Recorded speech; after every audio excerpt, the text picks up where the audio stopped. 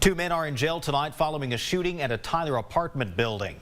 Late last night, Tyler police were called to a report of shots fired here at the Southwest Pines Apartments on Walton Road, where one person was found wounded.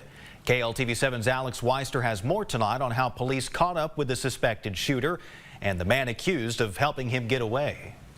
Police taken on a chase after a man is shot. We were able to locate that vehicle and tried to initiate a traffic stop on it. The vehicle fled and a short pursuit was ensued. Police arrested 23-year-old Ogwist Williams and 22-year-old Jordan King for their connection in the shooting of a man at the Southwest Pines apartment complex on 3220 Walton Road. Given a description of the suspects, police located the car before they fled, later getting out and running into the wooded area on Old Jacksonville Road. The driver fled the vehicle. It ran into a wooded area, but was later captured by our officers. Passenger was located in the vehicle who was also arrested.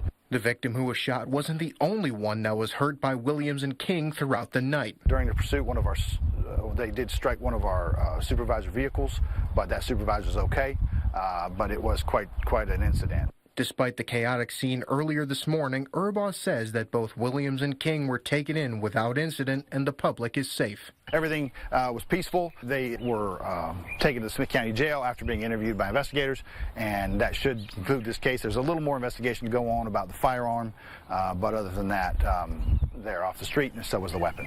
Alex Weister, KLTV7 News. And Tyler police tell us the victim is expected to be okay. We've also been told the victim and the suspects do know each other, but police aren't saying anything more about their relationship.